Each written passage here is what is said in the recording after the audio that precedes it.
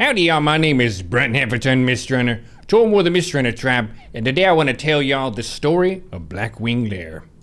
Blackwing Lair is one of the old school raids from in vanilla, and it has a special place in my heart because it had so many good fights. I've got a VOD from one of the Blackwing Lair GDKPs that I tanked earlier on. That way we're going to show y'all a semi-scuffed raid and how we dealt with the fights and really what made the fights of Blackwing Lair interesting.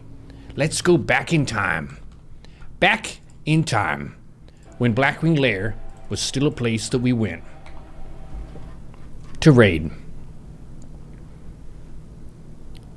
Back in this time, you had 40 people in the raid. 40 people in the raid.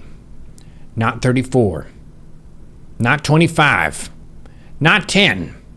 Blackwing Lair, you need 40 people if you want to min-max and bring everything you can to the table. That's a lot of people to organize. And another thing about it, we've got a whole lot of buffs. Vanilla, vanilla, vanilla, buff, buff, buff. That's what we did. Dragon Slayer, buff. Zandalar, buff. Warchief's Blessing, buff.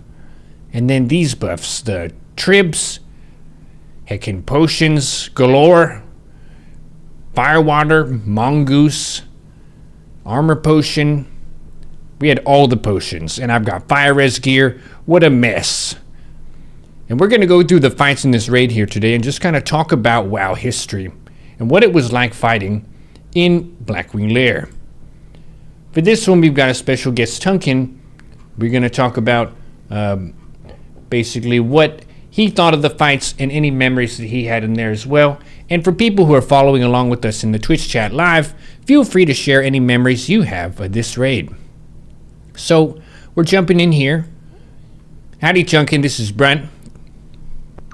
Brent, how's it going? It's pretty good. Just looking at an old fight. Thought it'd be cool if you jumped in. Yeah, absolutely. So I got the stream up here, and we've got Razorgore. Now, what's the first memory you think of when you think of Razorgore? Oh, man. I think Razorgore... The only thing I remember about Razorgore is we had a very hard time week one on this boss. That's correct. I remember, like, week one, day one, I think we took... Was it our first weekend or our second weekend? Like, we didn't even have 40 people. We had, like, 30 people in the raid. And we, like, didn't... I think it took us, like, the entire 4 hours to kill just this boss. We didn't kill him. Yeah, we didn't even kill him, right? Yeah. We had 34 people exactly, and it was definitely an understaffed raid by a lot. And it just showed you the power check of these 4 gateways and how much power you need. And if you don't have enough to keep everything shut out, you get overwhelmed and you die every time. So it's a big power check, a big step up from MC, and it's not just a mechanics check. You have to just simply have the damage to push through. And then also the egg control is crazy. But back to the first week, that was a real character building fight. I remember we were all so salty that we couldn't kill him, that we were just jumping up and down between wipes just to kind of be silly and still have fun, even though we were getting owned so hard. And I remember, like, we originally were doing the 4-corner strat, which is, I think, the strat that we ended up always doing. But we were so salty that we started trying all the random strats that people were talking about. Yep. And the one that worked the best was, of course, stair strat, where you just let everything come to the stairs and just try to kill it all. Yeah. And that's what this GDKP run is doing. One of the things about GDKP runs is they usually take the lowest risk, highest speed combo. So a lot of times their strats are good to copy because they make it relatively easy for people who are being carried and don't have gear. So that makes sense. But yeah, this first fight, definitely very scuffed the first few weeks, getting up to that power check. But it's a really fun one. I feel like the control of the orb is a super important job and very unique for this fight. I haven't really done it much myself, but as the tank, sometimes you end up picking it up. Who was our person who did that? Did you do that? So I did it for the first couple weeks, and then I think we swapped it out to just one of the healers, I think. Because I remember the first couple weeks I was the one who was clicking the orb and getting it faster. I think maybe Kagran and Patara ended up doing it. Because they couldn't do much on that fight. But as a hunter, this fight was super fun because, I mean, you have a bunch of ads, and in Molten Core, all the boss fights are like single target, maybe with one ad. But in this fight, you just got to click multi-shot, which in Classic is like the best feeling ability. when you get 3 like multiple hundred big crit numbers on your screen. Yeah. Makes you feel really good. Yeah, and there are a lot of fights where multi-shot is banned, so anytime you get to use it is a blessing. Yeah. Please don't multi-shot. We also got to kite the what was the important ones here? The dragons, like the blackguard. Sometimes we had to pull those out and kite those because they had the like AOE ability that we had to worry about. Yeah. But it's really fun just seeing how they set up this fight. Very unique one. Definitely just big complexity right out of the gate coming from MC. There's a huge step up in, I feel like, fight complexity between MC and Blackwing Lair. So for the game design perspective, they wanted their first raid to be pretty easy, right? A lot of the fights are pretty much tank and spank, just don't get frontaled by stuff a lot of the time. But for Blackwing Lair, there's so many different variables and specific prep you need for like special cloaks, and you need to have like class calls that happen later on. It's a huge step up. So I feel like having a difficult time makes a lot of sense. And also just filling raids the first week was very, very hard on our server, which was very competitive for raid spots. Yeah, I don't think we had a lockdown 40 roster in Gore for the first 2.5 months, Yeah. I think. And even then we had like a good 5 slots where it was kind of the people that we brought in that day who we probably wouldn't see. It also was pretty hard because, you know, all the bosses in Molten Core, they dropped 2 to 3 pieces of loot max. And so that made like every drop valuable to keep within our raid group. So I know one of our biggest struggles in Molten Core before Blackwing Lair was like, we've got to push to kill Ragnaros, and we stalled there for a little while because we would like get a couple pieces of gear and they would go to people who we didn't see the next week. But in Blackwing Lair, right, we kind of had that same problem where, you know, we came in with our 34 that we knew that, like, you know, our 34 trusted people, but we just couldn't, because everyone kind of wasn't on their ults. Everyone was on their mains because it was week 1. We couldn't find 6 more people to, you know, actually come into Blackwing Lair. It's kind of a reality check too. Like, okay, we need to find people who are dedicated, who want to raid, you know, willing to put in the time and effort on a main character and not just on like an alternate character that's not in the main guild. Yeah, exactly. Kagra just subscribed. If you want to jump in, man, we're talking about Blackwing Lair, just reminiscing on the raid. The first fight here is really tough. Getting 40 people solid in the guild was really hard to do. I feel like that didn't really happen until well into Blackwing Lair, where we felt okay. But every week is always a stretch because you never know how many absences you're going to have. So there's always a strain on, are we going to have enough? Do we need backups? Do we need to pug certain spots? And then, like you said, with protecting gear that's really good from going outside the guild, every guild struggles with that if they're not all set core roster. So interesting social dynamics at play there because you need them to help you with the raid, so you need to give them some incentive, but it feels bad whenever they scoop the Perdition Blade from Ragnaros and then never see you again. Yeah, I remember we used to run, especially in Blackwing Lair, you know, you would say, you know, most gear is available, but, you know, a couple of the big trinkets especially, we would call off limits, if I remember correctly. Or we would try to keep, like, we would say it's a Creation hosted run, so we're limiting, you know, these weapons or these trinkets from everybody rolling, but you can get everything else. A lot of items in Classic were not amazing. Yeah, a lot of garbage loot. That's the thing. Especially in Molten Core and Blackwing Lair. Yeah, the span between the most powerful item and the worst item in a given raid is massive in Classic. Whereas in BC and Wrath, I feel like the item level was a little bit of a tighter span between the best and the worst. Yeah, like, I mean, take Molten Core Onslaught Girdle. Was BIS until, I think, next Ramus? Or it was BIS game the whole way? BIS game, yeah. Just for BIS game. Damage. So, I mean, the first raid, and that is something unique that you don't really get to see even in the next iteration TC. You don't even get to see that stuff. That's the unique thing about Classic is you get a piece of gear and you feel immensely powerful. Like you're like, oh my goodness, I got this piece of gear. I'm getting so much more stats. I get a whole % crit off of it, and you know, I fixed my hit. A lot of that type of stuff. Yeah, the way they showed the stats in Classic feels the best to me. It makes the most sense, and it's the closest to D&D. 1% hit, like, that makes sense. You know what you're getting from it. Hit rating, you have to, like, translate that into something else for it to really make sense to you. Yeah, especially, and it didn't happen through Wrath, but especially later on, you started to get, like, a scaling on hit, too, where, like, you know, your first 200 points were all good, and then it's just, yeah, it gets so messy. Well, the Goblin Chase. Oh, Got to get the Goblin because he has the Elementium. Yep. He has the possibility to ore all these guys. When I've got the Thunder Fury offhand and the Alcor Sunraiser main hand. Why is Alcor Sunraiser the main hand preference for a warrior tank on Vaelastrasz? Does anyone know? That is because Alcor Sunraiser is 1.3 weapon speed dagger, which is very rare and hard to find. Most daggers are 1.4 to 1.6. So 1.3 is unique, and Vaelastrasz gives a warrior infinite rage, which means you can heroic strike with world buffs every 1.3 seconds. Also, Alcor Sunraiser has fire res on it as a nice little bonus against the fiery dragon. That's why you put the Alcor Sunraiser in the main hand for Vaelastrasz. This is one of the best fights ever in any video game, period. Especially as the main tank.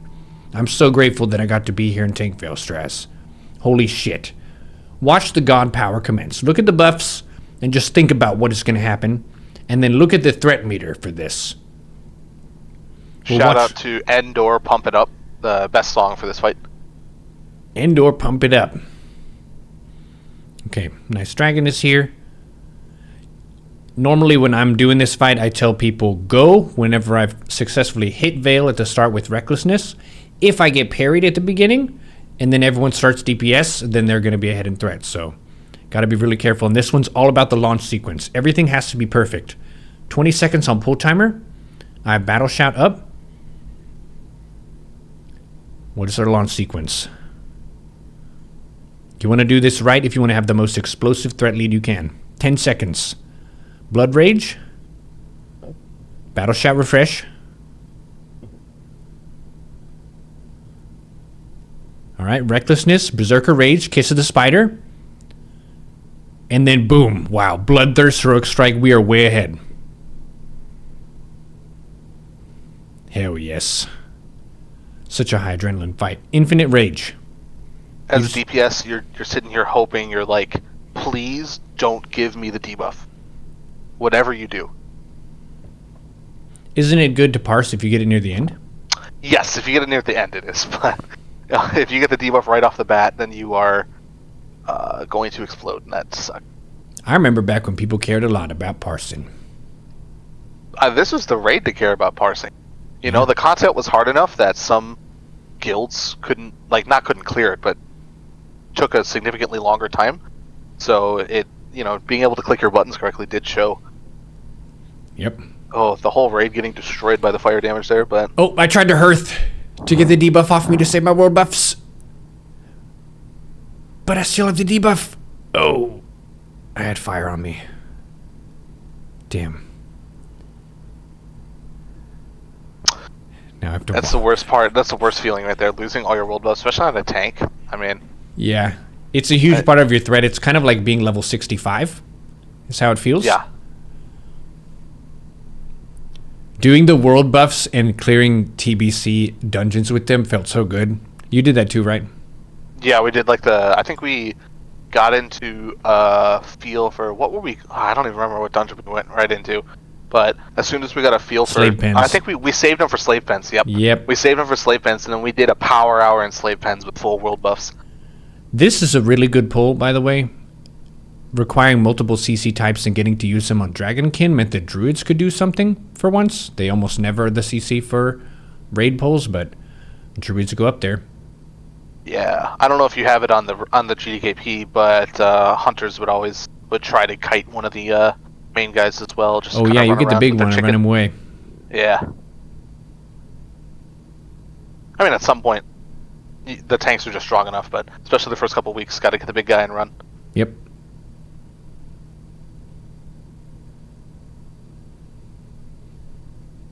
Yeah, I never get to see this because I always ran, so this is a different perspective. It's an ouchie pull. Look, I just died.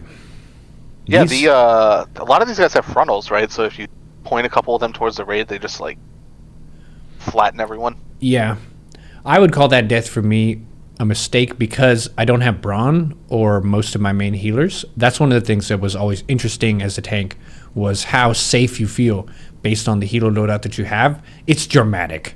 Just the speed difference between a super pro healing team and random healers, some of them getting carried. So you have to really make the assessment of, do I need a shield today? There, I could have had a shield.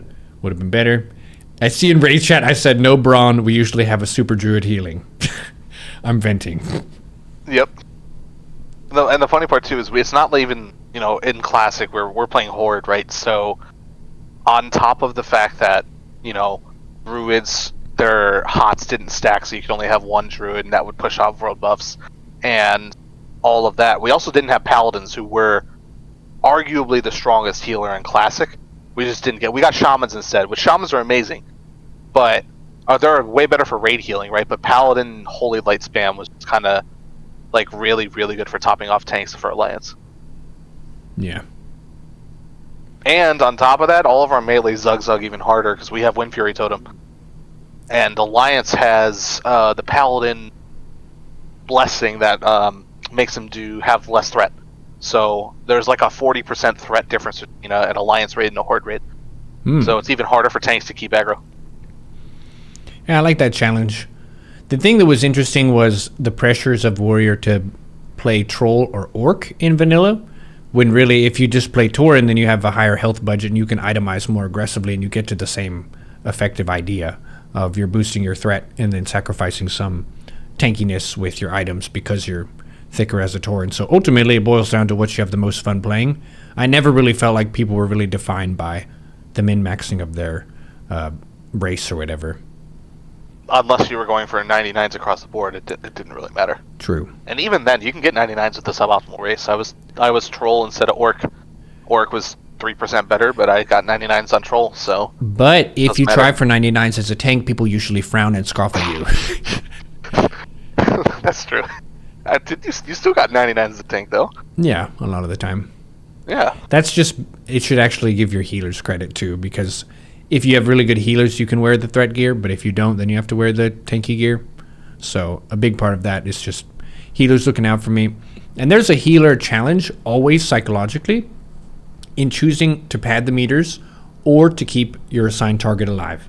It's super hard because you don't want to put a bunch of healing into the main tank because the main tank mitigates and avoids a lot of damage. So you're going to have a lot of overhealing. So what the temptation is stare at the raid bars and look at people with half health and you want to heal them because that's a guaranteed heal, as opposed to healing the tank or having one queued up on the tank when they're full health doesn't feel as good because you're probably not going to deal healing, but the readiness of being able to keep the tank topped off if there's a lack of avoidance and a spike of damage, it's tough. I mean, that's what Kiwi always preached, especially in the latest, when we got to next Rammus on things like patchwork raids. You always have to have a heal queued and ready because Patchwork can 3-shot your tank even if you're fully geared. Yep.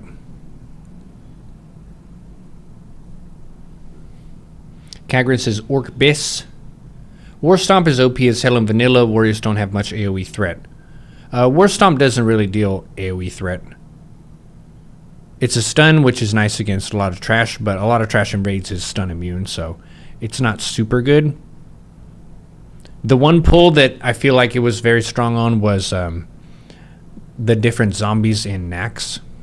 There's a lot of Warstomp use in Nax, if you like. But like all these big guys are stun immune. Your main AoE threat as a warrior tank comes from tab targeting, actually. Your cleave is not that much threat. Obviously, you do want to be cleaving if you have multiple targets just to be getting more threat, but Thunder Fury, Blessed Blade of the Windseeker is the best AoE threat that Warrior has. It's so strong. Yeah, some people think that weapon's good, yeah. Yeah. It's amazing how powerful it is relative to other items during those phases of time, even just for all of vanilla, for what it does to the raid difference. The Warriors no longer need to apply Thunderclaps, so you're saving all of those global cooldowns by having the Thunder Fury on the tank or at least one of the DPS.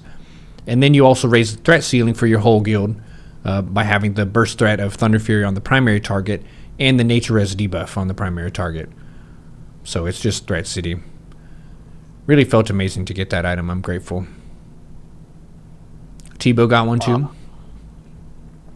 Yep. I think we had 5, 6 of one and 2 of the other. Mm-hmm. Oh Yeah, man. comes with the Gauntlet. Gauntlet, not my favorite. You know, one of the big things was Vaelastrasz gave the whole raid a 1 minute buff, right, for healing and PS, and basically just made everything go super fast. And one of the big differences between a guild that was like kind of more speedrunning and more casual was a guild that speedrunning can carry that 2 minute buff kind of most of the way through this gauntlet, and a more casual guild just doesn't really. They'll either die with it or they'll just use it on the trash. Yeah. There's also a lot of ways to like pull this early. If you were trying to speed run, that's kind of the thing that you do. But for us, it was just a slow and methodical. Have a hunter pull, one or two of the hatchers at a time. Make sure we don't pull too much. Have the whole raid move forward. The rogues are coordinating on who's going to grab what trap and stuff like that. Yeah, the number of rogues that you put on the traps, and then also the rogues battling against their own greed of wanting to deal damage and not do the traps, because you look better on the damage meter if you're hitting stuff than if doing traps. They really take you from a speed up mechanic with the Veil and then put you in a slowdown mechanic of the Suppression Room, back to back. This is so gross to walk through again if you wipe too. Yeah. Luckily, once you beat the next boss, it does go down. But yeah, I mean, we would go back and we would clear whelps because we knew like if someone wiped and they would try to run back and pull a whelp pack and die again and nonsense. Mm-hmm. And you also have to think too, vanilla warlocks can only summon in the raid or to the raid, but not both. You couldn't summon from outside to inside, so. Yep. Not to mention being on a PvP server. We were on White Main. Man, during pretty much all of vanilla, it was just hell. Outside every major raid zone, the summon teams from any guild were getting camped at any time of day. It was ruthless. We would always have, and especially during Blackwing Lair, this was the peak of world buff dispel meta, I guess I could say. Classic six-pack Chad, wherever he was in Orgrimmar, or Kargath, or wherever, striking fear into the heart of the Horde. You had priests that would die back, and they would, die, resurrect on their corpse, dispel 6 buffs, and instantly get, clapped by a raid group. But it was just all in the name of people that, wanting to get really, a rise out of people. They just want to piss Yeah. people off because it's entertaining to them. Some people are entertained by the immersion in the world, by like gaming the auction house, by collecting cool, like unique mounts and stuff. Other people just like pissing people off and getting infamous. So that was a way you could do that with the dispel meta, or to like get vengeance upon a guild in some way, because that messes up their parses and wasted them time. If you got your your buffs all dispelled, I feel like that's maybe eating up an hour of your time, ish. More. It depends on what buffs you had. If you had Dark Moon Fair, yeah. That's 6 hours right there. You have to stay logged in for 6 hours. Yeah. Oh man, buff jail. I remember that now. Yep. I remember 1 or 2 raids where the entire week I had my buffs dispelled 3 or 4 times. So, I mean, again, this is during COVID too. So, a lot of people had a lot of time in their hands, which is good and bad. So, yeah, I got dispelled, but also I had another 20 hours that I could go back and get all my buffs perfectly. But at the same time, people had the time to sit there and dispel your buffs all day. So. Yeah. And we also got to vent all of our resentment at the world on each other during that time. Yeah. So we go up this hill, get another pack of suppression stuff, go down this hallway again. Very tedious area. You have to pull really slowly, be really careful. But overall, not the hardest. The next boss here, I like quite a bit. And it's one of those that creates a lot of memories of situations where people accidentally pull it. So anytime you get in this area where you're facing the boss, I'm just mentally ready. Because rogues get caught, people just randomly step too far forward. He's a tricky one. Yeah, this is the weird one too. This is, if I remember correctly, it's been a while, but your top threat gets kicked into a wall and you lose like a third of your threat lead or something like that. Mm-hmm. So none of your tanks could, especially unless you're in a guild that can kill this thing before your top 2 or 3 tanks could get kicked. A lot of the times, if this fight went long, then your tanks would just start, losing aggro to the top DPS. Yeah. And it's not like DPS had buttons in Classic to stop their threat. The button was escape. It was to just stop doing anything. Yep. Hunters had Feign Death, and Warlocks got, I think, 1 Soul Shatter. That was it, though. Yep. That first knockback that just hit me, multiple warriors died. Basically, all the DPS warriors who were geared were right behind me in threat. So as soon as I got that debuff, they all pass. It's also hard for the off-tank to be in second place when everyone opens up with world buffs. Yep. Threat was really dicey in vanilla. By Wrath, it felt more automatic, where you don't really have to struggle or itemize to make sure you have threat. You just tend to have threats on tanks. Oh, Mortal Strike as well on the tank. Yeah, this was one where you don't Fury Prot and dual wield when you hold threat. Which also lowers your threat a lot. Yeah. Trying to keep him against the wall. He does a blast wave thingy. Yeah, this is where people, if melee weren't correct, they would get blasted into a couple groups of whelps. Then we would just suddenly would start, whelps, then we'd all have to turn to kill the whelps. Yeah. I miss the old shield block that you hit every 5 seconds. That was a lot more fun. It's more interactive too, right? Is that the one where it doesn't straight block the next 5, but it gives you 60% block or something like that? The main point is it makes you uncrushable. Yeah. So that's a really big thing. Head of Broodlord Lashlayer. How many times do you have to destroy that item? It's for the Heckin Scepter quest, right? Yeah. Yeah. Oh, this was the fight of Maladath as well. That was a formative guild decision for us. You want to talk about guild history? The Maladath the Black Blade, I think it is Rune Blade of the Black Flight, yeah. And has a swords +4 on it. Weapon skill. Extremely good for rogues and warriors. Yep. Yeah, I think I had that as my offhand for Fury Prot tanking for a very long time. Absolutely a good one. But the backstory of that one was we had loot council for the big items, and Maladath was definitely one of the big items, which meant it wasn't given away by DKP or any other means. It was the officers decide who gets the next one. And we more or less had a list, and we were trying to decide between someone who was relatively new, but they were technically a more skilled rogue, versus someone who had been with the guild for longer and was more loyal to us socially because they were a real-life friend. And we ended up, I think, just giving the first one to me because we couldn't make the decision yet. And then we ended up giving the second one to Sammy. Yep. That was one of a couple decisions in the guild that were swayed us towards a specific path in the future. That's for sure. Yeah. Yeah. I feel good about that call. No, it was a good call. I agree. I guess we could talk about it later, but there's some other items in this raid that were more contentious than that one even. Oh, yeah. Yeah, Maladath doesn't have as much class competition as the other one. Yeah. Oh, this pull where you tell the Frost Mage to go in and die. Yeah. Okay, everyone kill. Everyone AoE, go. The bombs of these goblins are... Yeah, we'd always have Krantic do the you'd have the one mage go into kite mode where he'd run around and kite all the bombs. Yep. And they would always inevitably die, and then it would go to chaos. It's interesting the personality of mages in vanilla, because the mage was also a god class like warrior, where mages could do things like farm huge camps of stuff and get super rich, or also do these tricky pulls and tactics and things other classes can't do to AoE things down. And it's 1 in 5 mages is a pyromaniac, just crazy person who always wants to do the next level shit with their class. That is always a bad idea, but if it works, it's cool. I mean, want to talk pyromaniac? The first couple raids, mages couldn't go fire because 80% of the mobs in here are either immune to fire or have a big resistance. And also, mages didn't quite have the crit yet.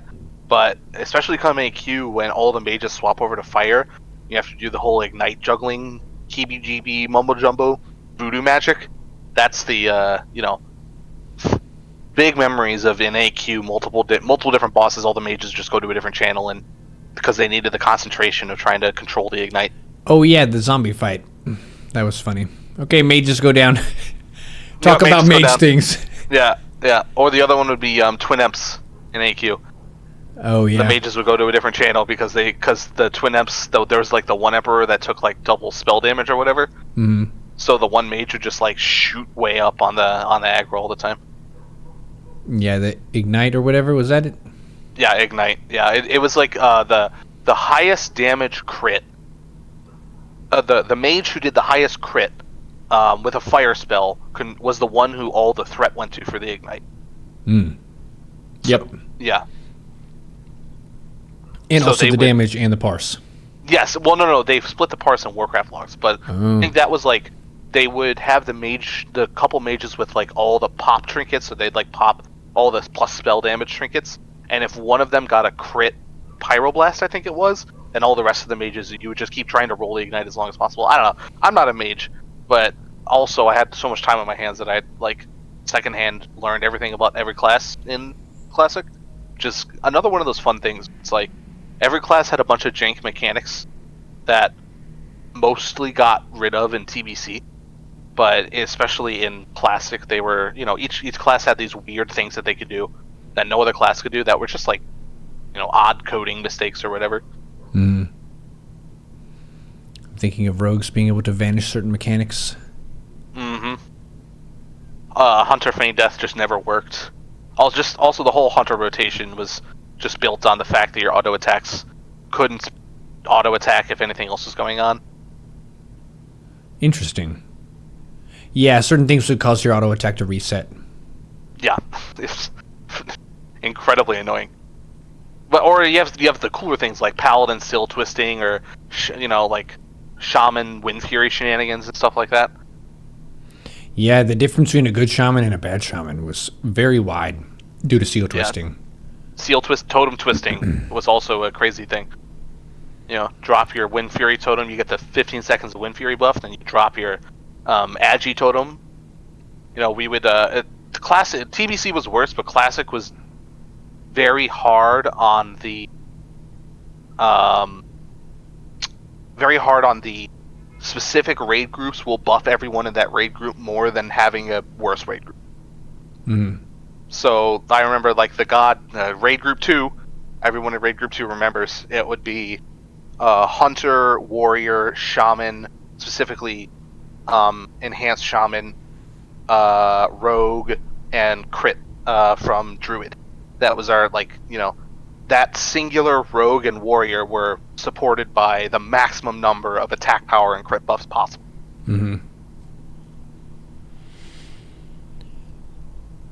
Oh man, the fire res gear is going on. We look silly.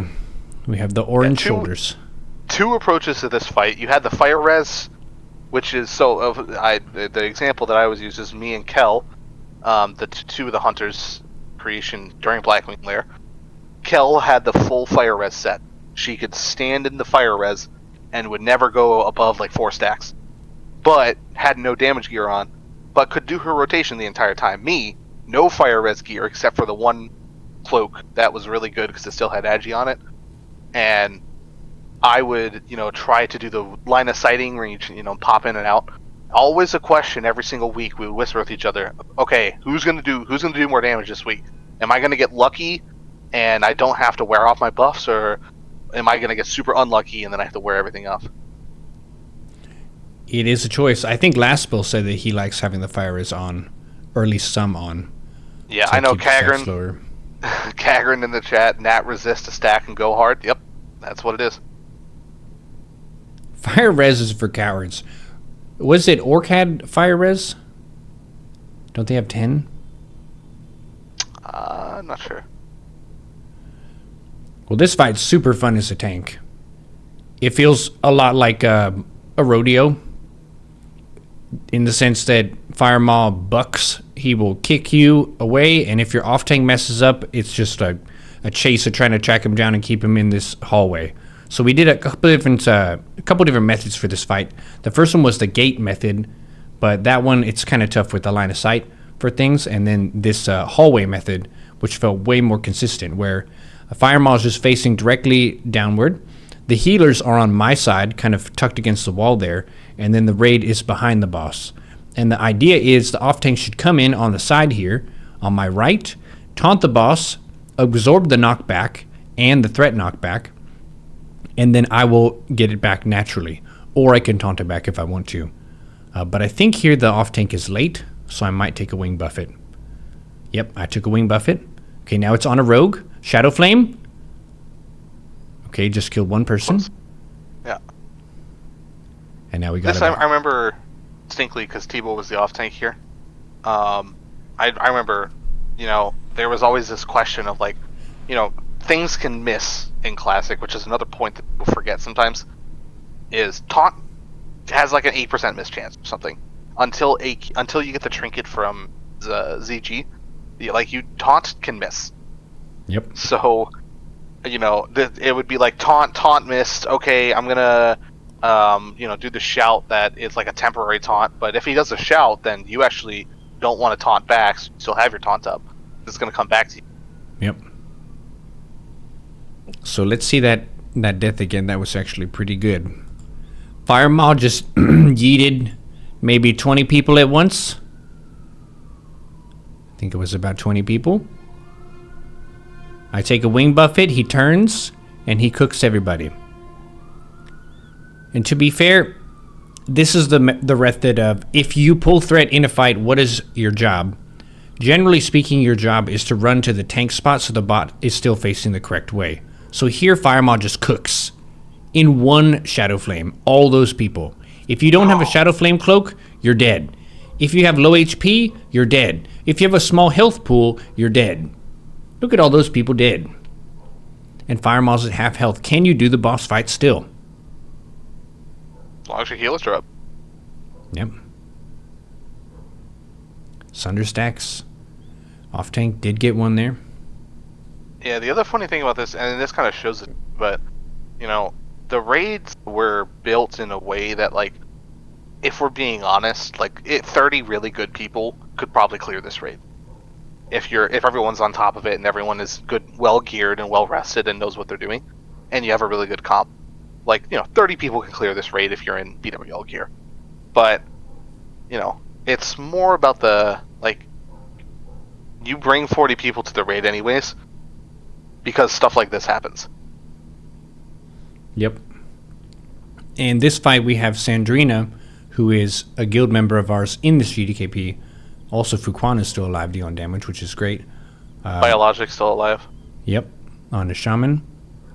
The regen of healers and also their ability to use the 5-second rule to regen mana while the tank is okay is really crucial for being able to keep that healing over time going on the tank.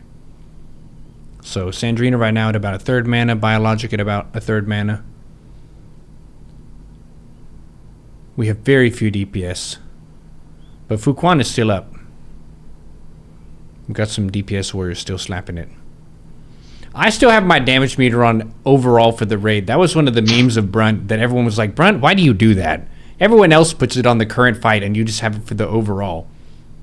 And I've always just liked seeing who killed this stuff in the raid. Overall. The DPS for the fight, yes, it does show who is winning for that fight, and that is useful in so many cases, but seeing who also cleared the trash and who was just more on it as things were going through, I like that. I like seeing the trash damage plus all the boss damage, what everyone has done. But that does favor warriors, so you could see why I would do that. Yeah, personally I always appreciated that because, especially in the first couple of raids, hunters were still competitive. Mm-hmm.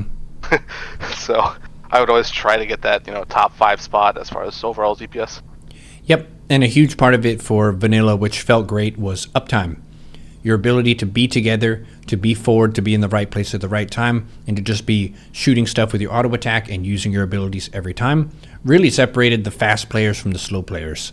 Even with the same gear, just your kind of hurry up offense of getting to the next pull, making sure you're fully equipped, making sure you're fully buffed, making sure you do your rotation, and you're just on the target as fast as possible. A lot of people have a slower, more careful approach, or they're just relaxed and they're not in a hurry. That's valid too, but yeah, absolutely. You can hurry up and do a ton of damage, even if you're playing a class that isn't a top 3 class. You can still be a top 3 damage. Yep. Okay, the off tank died. You're still okay though. You still have a couple. Now it's going the other way. Yeah. Killed another person. Yeah. Are you trying to get it back in a position? Don't want to shadow flame anyone. And we got it might back. Still be savable. You still have healers up, Still have 2 healers with half mana, and it's the same. It's the 5-second rule here still. As long as one healer at a time is doing healing, and I'm just kind of waiting around for your mana to start regenerating again. We have no world buffs either. Normally you don't have them for this fight as the main tank because of Vael. Mm-hmm. And then also your gear, even though you get Nax gear, your Firemaw set ends up being mostly the same. So it's not as though, like, because I did Nax that I now am super strong versus Firemaw. Maybe I have a ring or a trinket on or something, but I still have to be fire res kept. So my gear still looks kind of like it did back in the day. I mean, you're rocking 26 stacks right now. As a DPS, that's certain death. I think we went up to like 8, 9. After that, you're just dead. Notice that I did not use Death Wish for a long time. Normally, when you're parsing, you use that every time it's up, but in this case, it was unwise to do so. Yeah, you definitely got this kill, unless something crazy happens. It's one of the best fights. Shout out to the off-tanks doing that. Off-tanking like this is relatively boring, yet super important to do it perfectly. So it's high adrenaline, but then for a lot of the fight, you're just kind of standing out of the side, being a just-in-case sort of a role. But then if you don't taunt the wing buff it, then the whole raid is in a really bad spot. And we get the Firemaw. I don't remember Firemaw having any super good loot. It was just one of those hard fights. I remember there was one guild on our server that got made fun of, even though they were, I think, a top 50 guild or something by their numbers on Warcraft logs, but whenever they didn't have buffs, they got stuck on this boss for like 3 hours. Yep. I remember too, our first week, maybe it was our second week when we were just like, we had the 9 or 10 hour Blackwing layer.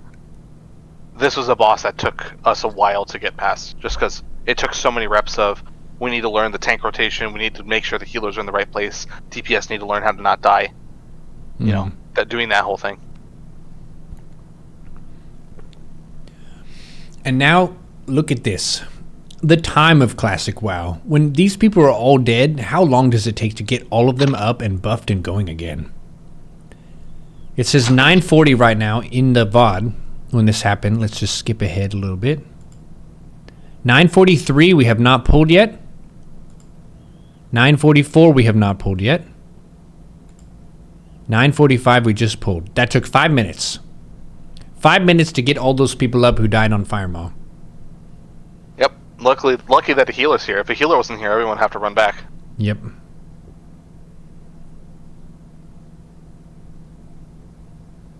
Yeah, I'm looking back at the loot off of Firemaw.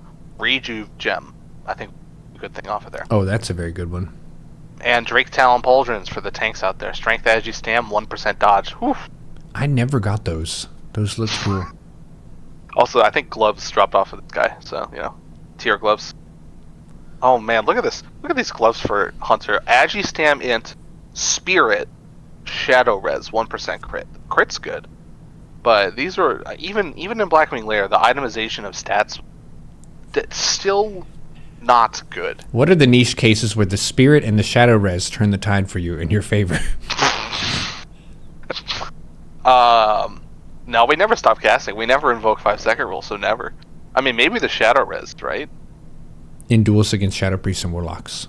Yeah, which which personally I of course did so many of. Mm-hmm. Famously, I'm a PvPer.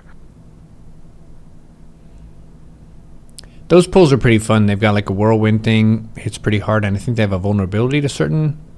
Yeah, each one has a vulnerability to one element: fire, nature, shadow, everything except for holy. So always the fire and the frost ones and the shadow ones. You know, that would be where like a warlock would hit a crit shadow bolt and just pull thread instantly. Mm-hmm. I always loved nature. It was the slowest for the raid, but I got to click Serpent Sting on them and it did a lot of damage, so that was always fun. Mm. It's like one of the upcoming fights and these packs were the only time where it made sense for Serpent Sting to be applied, because it was actually better than like Corruption or most of the other debuffs. That makes me think of the culture of min-maxing and how doing normal WoW stuff, like using your ability Serpent Sting, can get people to yell at you in this game. Like some people, if you do Serpent Sting, you push the boss up to the debuff cap, and maybe you push off a dot that would have done more damage or put on a more crucial debuff, people will yell at you for doing what originally the game designers would thought would be normal hunter stuff. I'm a hunter, I have Serpent Sting, that increases my damage, so I put it on the boss. Was it actually good for your rotation, like selfishly, or no? Only no. Okay. We would run out of mana. Oh, it's mana intensive. Yeah, the other thing that people forget about Classic is most classes would run out of mana before they would run out of spells, especially early on. Right. So the whole hunter rotation was based around like you have this many mana pots, and the meme about hunters from like back when no one knew what they were doing was that you could feign death and you could drink back to full. You know, but that's on when you actually have an optimized enough raid where things die in a reasonable amount of time. That's the last thing you want to do. Mm-hmm. So, yeah. But also Classic again there was always a whole bunch of tricks. Like hunters had melee weaving, especially after Spirit of Zanzil came out from ZG. Hunters had melee weaving. That was like a way that you can increase your DPS with also spending more mana, or a lot of classes, especially like Feral Druids, had a bunch of insane stuff. Oh man, the pummelers. I feel so sorry for Druids who had to do that. Yeah. Your best weapon expires with its charges, so you have to live in Gnomeregan. There's so many Druids who just lived in Gnomeregan because they wanted to be feral, and that was your base. Yeah, a bunch of weird stuff too. Like one that always irked me was the you could get the buffs from Dire Maul, the Dire Maul buffs for world buffs. The attack power buff didn't work on range attack power until the last patch of the game, when Blizzard devs were like, fine, we'll give this to hunters as a little freebie. There's so much stuff where something would say attack power and it would only work with melee attack power. But like I remember specifically the crossbow off of Nefarian. I don't remember the name of it. The crossbow off of Nefarian, I believe, has ranged attack power on it specifically. Wasn't it Chromaggus that dropped it? Second no. last boss? Oh, it might have been. Yeah, no, I think you're right. It's been a hot minute since I've run BWL. Let me see. Yeah, Azrathul, crossbow smiting. Oni buff didn't work for hunters either. And Rend was only useful because your pet would get an attack speed buff. So, yeah, a lot of world buffs didn't really work well for hunters. Can you get trib buffs on your pet? No. Okay. And your pet was 20% of your damage. So, yeah. Imagine you get a buff and it only works for 80% of you. Damn. What a weird class. I remember the class quest for Hunter was kind of hard. Like, not super hard, but relatively difficult gaming challenge. Yeah. Especially if you were a pretty casual gamer. The hardest part was that we were, again, on white mage. So, the hunter, you had to go to 4 different places. You had to basically do something special to 4 different NPCs. And the one that was the hardest to do on Whitemane was you had to go to Winterspring and you had to kite an NPC. And if anyone got within 30 yards of them, they would get like one shot by the NPC. And it would also reset it, so like basically no one was allowed to touch it, and you had to solo it the entire time. But there was a paladin who, for the last 3 weeks before Phase 2, camped that NPC. I didn't get that done till Phase 2. It's probably bow envy. Paladins can't use bows, so they probably bit at y'all. That makes sense. I've seen that before. This pull's pretty crazy with the heckin' goblins throwing the grenades and the cleaves, and these guys doing pretty nasty shadow bolts. Look at the depths. It's like any of these pulls. We would have a plan going into it, but that plan would often very quickly go wrong. Someone faces something the wrong direction, or one of the NPCs behaves weird, not because we did something, but just because it's classic WoW. Like, sometimes the NPCs would behave weird, and the mage that was trying to kite these wouldn't do anything, or and then 3 people die, 5 people die. Oh, and the warlocks put summoning portals, and a Felguard showed up. Yep. I remember this was you had to focus the warlocks down. because I believe the Felguards were like the Shadow or something. Oh, and they have Blood Elves. This is one of the few like high elf Blood Elf characters in vanilla. Mm-hmm. Yeah. This and there's the camp out in Ashara. Yeah. There are a couple of them also in northern, I think it's Eastern Plague Lands. Mm-hmm. I think there was some... What's that Alliance island out in Fairlass? Oh, yeah, I know what you're talking about. That's where you'd farm the heckin' Chimera things. Meat. Yeah. Yeah. Yep, I remember that one. I think Braun and I could do that. It's 2, and that's actually a pretty good farm if you're just looking for some strong gold per hour farm in vanilla. That's a very valuable item you can just sell. Don't even get started on gold per hour. I mean, it's kind of crazy looking back. Like, you know, one of the other things. I mean, just to throw it in here now, this was also during one of the times when the stupid, what was it, the Lotus Mafia was in full force at this point. I'm pretty sure. Oh yeah. So getting a raid flask cost like an exorbitant, like it was like I think 250 gold or something, in order for like every flask. So, you know, and it was like a couple guilds that had all the Lotus spawns locked down with bots. So, it wasn't until Blizzard patched, I think in phase 4 or something like that. It's not until they patched in the extra Lotus spawns and the reduced timer that the Lotus Mafia kind of broke their hold on the Lotus market.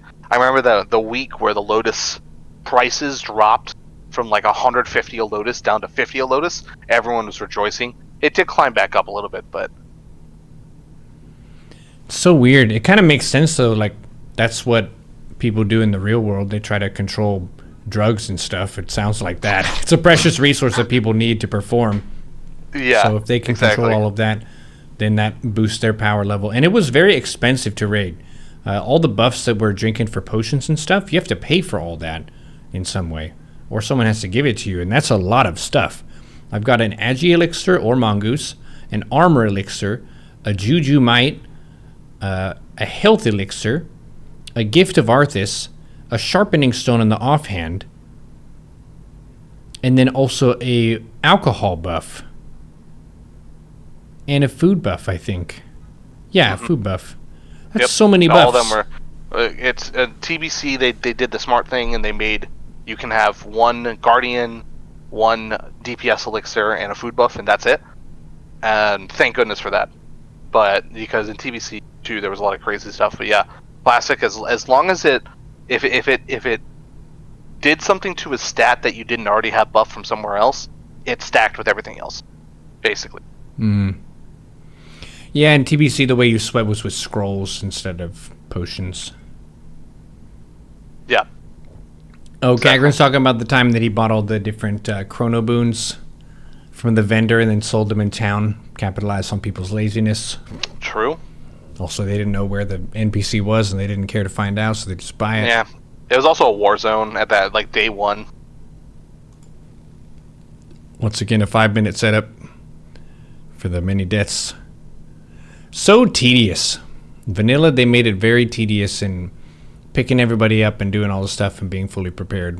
But it makes you feel pretty powerful when you have anything. One thing that we haven't really dug into was the mindset and the feeling of carrying world buffs as you raid, and the adrenaline and the stress that you're under for that. Because if you mess up or if you die, you often lose your own personal stats for the run relative to everybody else. But if you cause the raid to wipe, you waste like 80 hours of people's time. Yeah, not even to mention the fact that the raid is now going to take 2 more hours. Yeah, you also lower their damage for the rest of the raid, so it's more than 80 hours. It's like 82. Yeah. Yeah. No, it's not only was it stressful, but to me at least, I mean, obviously, I think we can all agree, playing the game with world buffs is playing a different game than playing the game without world buffs. Like in some cases, you would more than double your damage, depending on your class. Just the sheer fact that they existed, which is just a psychological tax on everyone's mind. Yeah, and a time tax that's outside of raid. So you're adding a lot of raid prep. You can't even play until phase 6. You couldn't play your character when you had world buffs. So if you decided to get world buffs 2 days before the raid, you would either sit there twiddling your fingers or you would go play an ult, because that's the only thing you could do. Yeah, I remember that. I would not stream a lot of Fridays and spend like 2 to 3 hours just kind of relaxing and looking at the Discord to see when the world buffs were going to drop and just kind of move my character from one thing to the next. Oh, Nova world buffs. Yep. Oh, guys, I've got layer 17. We got a flower coming up soon. Oni dropping in 31 minutes, and then we're heading over to Zanzar buff. It's like, yeah, okay. Anyone have head? Guys, someone's ninja dropping Ren. Go now, go now. Oh my goodness. Do you remember people would, they would like log onto their alts waiting for Oni, and as long as your internet was fast enough, you could log in like your main character, and you would still get the Oni buff. Yep. Because of the time it took to walk. But then about 1,000 people every single time would just lag out, and they wouldn't get the Oni buff. Yep. Yeah. And we had some box the priest seats. Resetting. Oh, I'm going to show you the box seats real quick. I might be logged out of... I remember the box seats. Yep. Yeah, we logged out 1 second. I'm gonna show you because Brent's already kind of near Orgrimmar. So Creation was a very famous guild back in the time. And we had our very own box seating in Orgrimmar. We talked to Thrall about this because of some of our escapades over the years. And it's just right here in the city. Right here, you just go in the entrance, and then from the entrance to Orgrimmar, you kind of hug to the right a little bit. And this is a great vantage point because you can see the heads if they're up or not. And you're also very, very far from any would-be priest dispellers. You go upstairs here, this ramp here. Very nice. They've got some armor there if you need to get some armor. And then you go up all the way here. Way up to the top.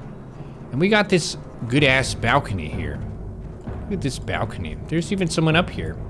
It's a good spot. And we could just watch here, make sure they were going to drop the buffs correctly and also not be dispelled. And then you would basically just look, wait until the buff was about to drop, and then as soon as you got the buff, hit the log out button. Which is a really weird part of the game. It's like strategically logging out as fast as you can. I don't know of any other game where that's a mechanic. No other game. Unless you're talking about, back in the day, I remember the advice given me when I first started playing StarCraft was, for your first 10 games, just immediately hit the hotkeys to quit out of the match just so you can get your rating faster. Yep. Governor Gruff, is that Phobia? What's up? Phobia. Damn. You left a cool legacy on the guild with your success and just your earnings and whatnot. Phobia, whenever he stopped playing WoW, he ended up giving us like a shitload of gold, and our guild was not super banked at that point leading into BC, and that allowed us to afford a lot of the progression in Burning Crusade because of that help, so appreciate that. I think it was Phobia, and I will shout this out personally, I'm pretty sure it was Phobia, sent me a letter with 5,000 gold in it and said, you need to get your flying mount. Poor Chunkin always counted one of the poorest. It was like, and that's huge props because I'm still to this day broke on any World of Warcraft. Yep. Yeah. It can be hard to motivate to make money. For me, the GDKP tanking was more entertaining as a way to make money, so I like doing that. Like these Black Moon Lair GDKPs was a great way to earn money where you get the glory of tanking people and showing them that you can do the fights that other people wipe to and stuff. So lots of bravado to being a GDKP carry in that sense. You could even do it as a DPS or a healer. But your role is vital in these GDKPs as a carry, because if there aren't people who are over-geared for the content and people who are fresh looking to buy are all there, it's just a wipe fest. So you have to be careful. Oh, this is one of the fights where Hunter Pet pull. Yep, Hunter Pet pull, because Ebonroc has a timer from the second that someone starts attacking. I think he has he builds up attacks, multi-attacks, I think, Frenzy. And as soon as someone attacks him, the tank just gets chunked down to low. You want to have the tank pre-in position, basically. Oh, there's Underpet. Broken Tooth, the classic. Oh, there's Sprinter with the cat. Okay, we're putting it back against the wall. Ebonroc, Shadow of Ebonroc. Okay, now it's on the other tank. And you just taunt whoever has the debuff. Pretty easy, pretty straightforward. If you don't have your cloak, then you instantly die. Broken Helix made mine. I think I still have it in the bank to this day. Even on my main account. This is, as a DPS, this is the chillest fight in this entire raid. Yeah, you assuming the just get boss to sit here doesn't and just turn do your into rotation. damage. You just had to, as long as you weren't in the cone of danger. Oh, unless something like this happens. Yeah. As long as you weren't in the cone of danger, you. Sometimes the cone of danger comes to you. Yeah. Sometimes the cone of danger decides to swing. Yeah, but sometimes if you were not paying attention on the fight, since we always had one tank on the left wall, one tank on the back wall, one tank in the corner. Sometimes if the tank on the left wall was a little bit too far, this breath is in like a weird 180 cone sort of deal. So if the tank in the left wall was too far, then some people would just get clipped by the breath and instantly die. Mm-hmm. Yeah, there's like a small zone, like a sliver in the back that was a safe zone. So it was a pretty fun fight from a tanking's perspective. Not super interesting, just kind of taunting and being set up against the walls. I like tank and spank fights, though. It's pretty fun. You get to just focus on doing your rotation perfectly. It's interesting looking at these and seeing that there are some milliseconds of heroic strike up time that are missed. The little things here and there that could be improved. It would be interesting to compare this kind of a VOD to what my tempo looks like in BC and Wrath. But the relative power of warriors changed a lot throughout the expansions. Vanilla, warrior is a hero class. BC, DPS warrior is good, but tank warrior is not as desirable because of the threat output of bears. And Prop then, paladins. Yeah, prop paladins are nice and clean. Just the best tanking class. Yeah, and then everyone wants prop paladins in Wrath. So it's kind of hard to recommend people to warrior tank because it's like you're going to work harder for less results. Yeah. Oh, trank shot set up here. Oh, yeah. Yeah, I was going to say, not yet. Oh, no trank shot. Oh. Ooh. Has not gone to Molten Core and gotten his trank shot tome yet. So there is a rotation listed. 3 hunters in order need a trank shot. You would need 3 of them for this fight? Yeah, if you ran 2, you could get away with it. But there would be a percentage of time. There would be one frenzy that we would have to let go, basically. At some point, we would fall behind, and I would whisper to Kel, "We'll skip this one," and then we would just have you tank it. Mm. So, yeah, we ended up going down to 2 for this one just because it's easier to coordinate between 2 people than 3. It's also less people that have to spend the mana on trank shot, and it also screws up your rotation. It pushes it back by one. Essentially one auto attack cycle. So Flamegor. Did these guys drop any good loot? Yes, the trinkets. Right? Oh yeah, DFT. Oh boy. Yeah, DFT. And tier, right? Oh, DFT is bis of bis.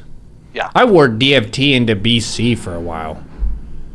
That just has so many stats that you want. Even as a tank too, because it has dodge on it. Ooh, Rejuve Bead, I think, is also up here. Oh, yeah. I think we got something like 9 DFTs. Yeah.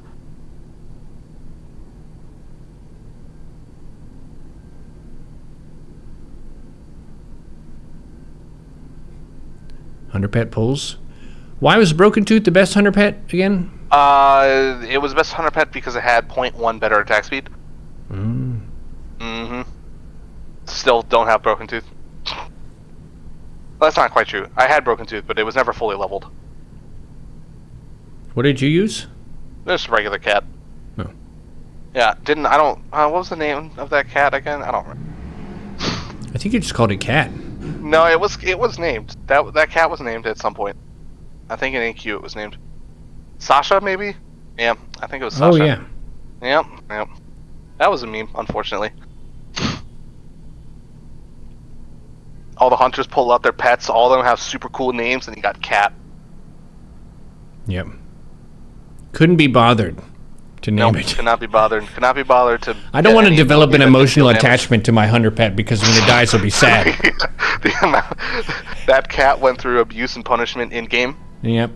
Yep. Especially if you're helping pull and raid lead and stuff, your pet is put into more hazardous positions. Yeah, and especially in classic raid, not raid leading, but just hunt. The pet aggro was just horrible. You mean low threat output? No, the AI for like where it moved and its pathing. Oh yeah. Was just absolute garbage. You know, you would have it go somewhere, and sometimes it would take a straight line, and sometimes it would just hang out in front of the boss and get hit by a, random AOE breath, and sometimes it would, you'd tell it to move, and it would just stand still for 30 seconds. Couldn't tell you. Damn. Early vanilla hunter pet pathing. It's all vanilla. A lot of the hunter Discord was like, stop your pet here, have it attack when the boss is here, and it should curve in a way that it'll go behind the boss. Like, that was a lot of the tips being shared on the hunter Discord outside of like rotation stuff. Like when to use your pet, how to pull these specific packs. That's cool.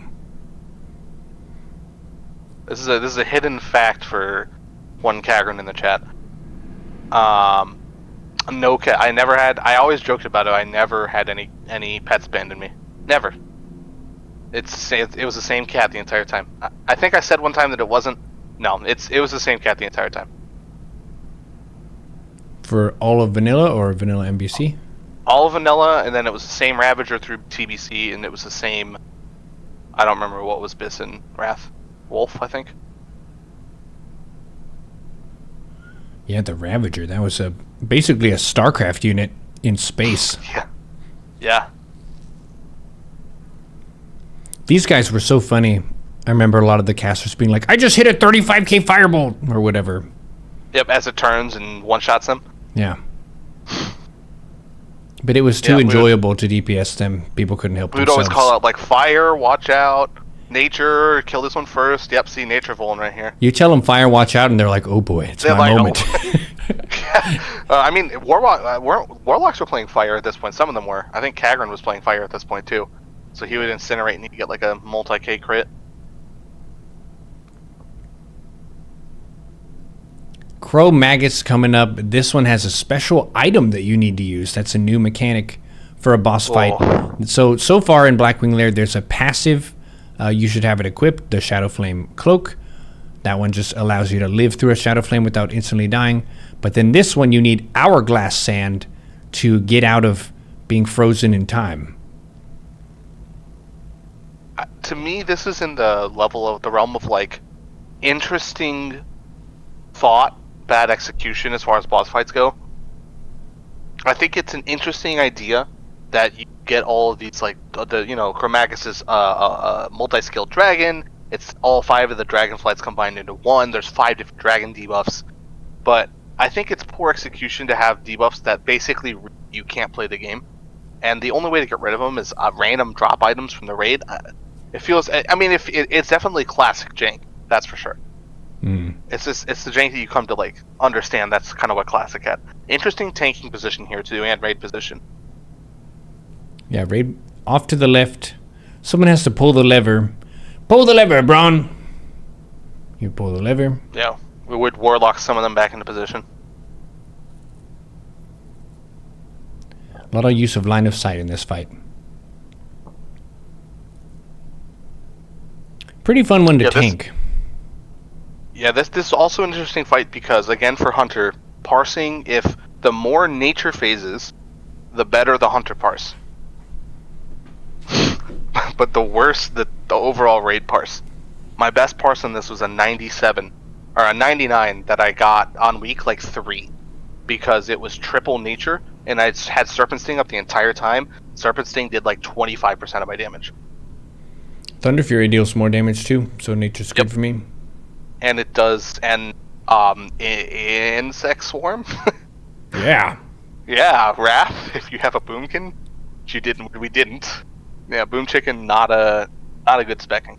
How does the parse system work? It basically tells you the percentile of you versus other people's performance of your same class and role. So say you're a rogue, for example, and you're doing rogue DPS.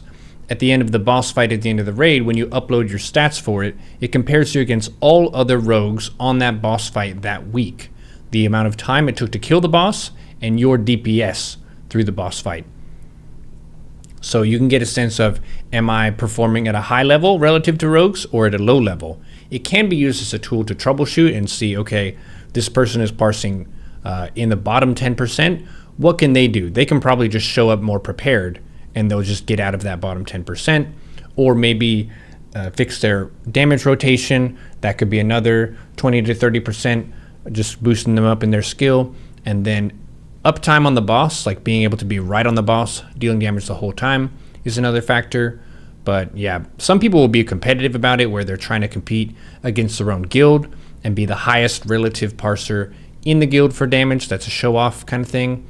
Or just on your server, trying to be one of the best people on your server.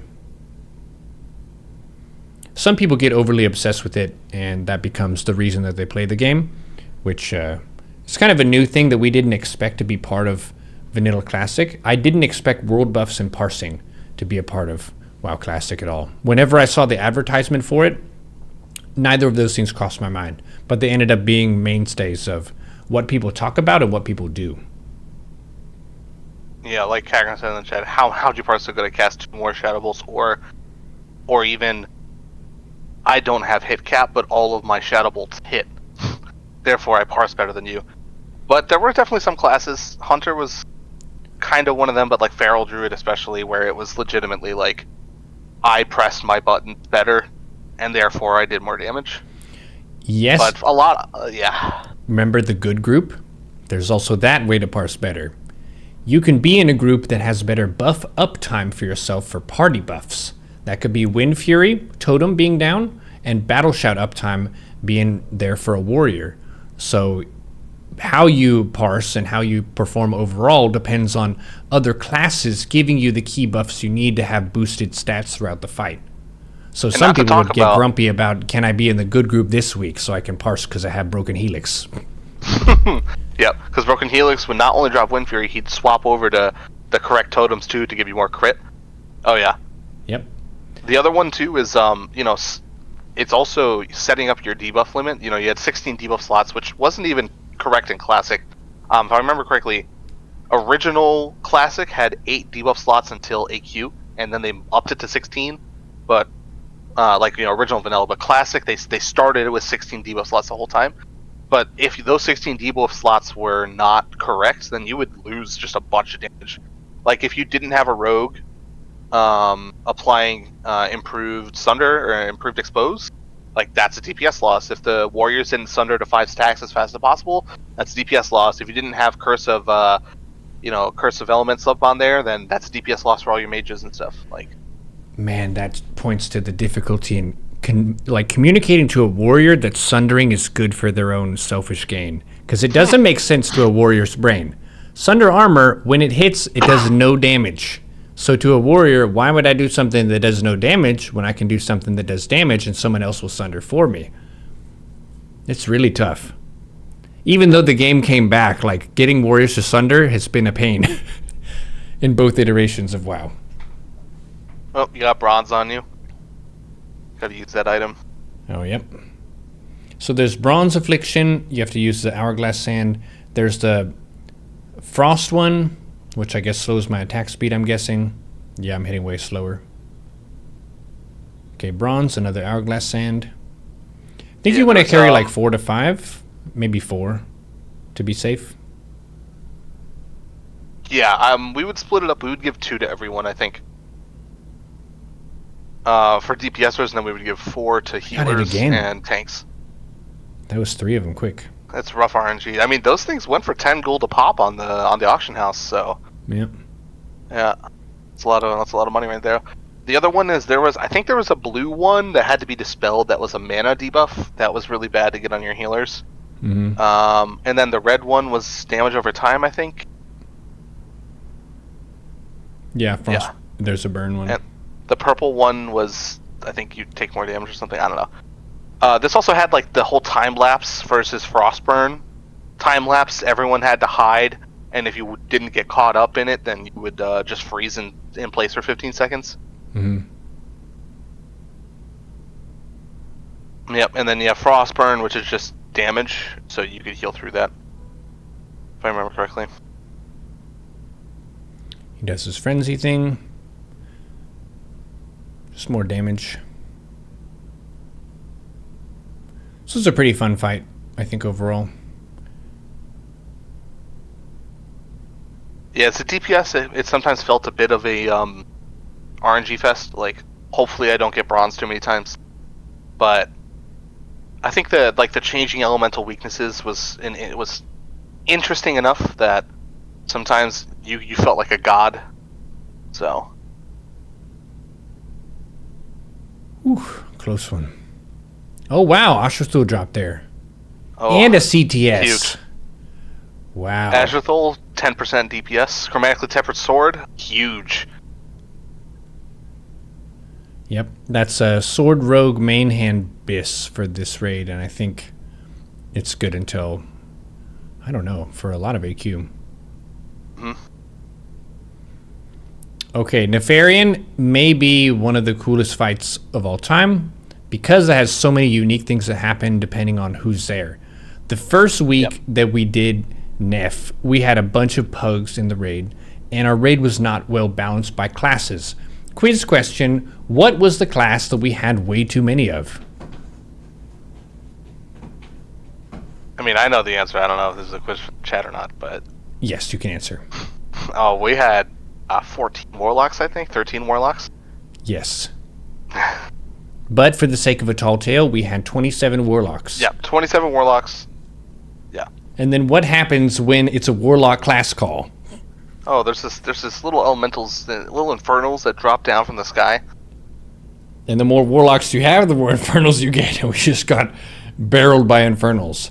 Yeah. Does having more of a class increase the chance of getting the class call? So I was about to say, you want to know the exact way this class call worked? Because oh boy, do I still know how this works. So you got 25 people in your raid, right? What it will do is it will choose a random raid member, and that raid member's class is the one that got called. So if you had 10 warlocks in your raid, you have a 10 out of 25 chance to get the warlock class call.